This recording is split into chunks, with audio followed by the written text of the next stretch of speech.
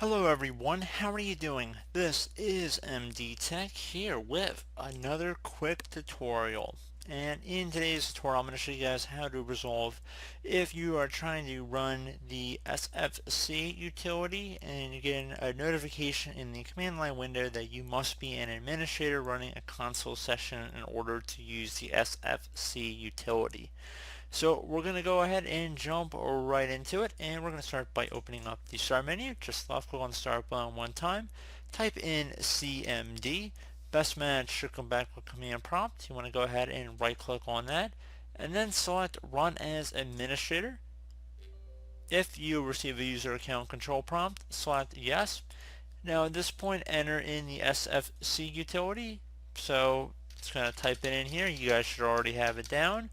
Going to hit enter on my keyboard and there should not be any error in here. So pretty straightforward process here, guys.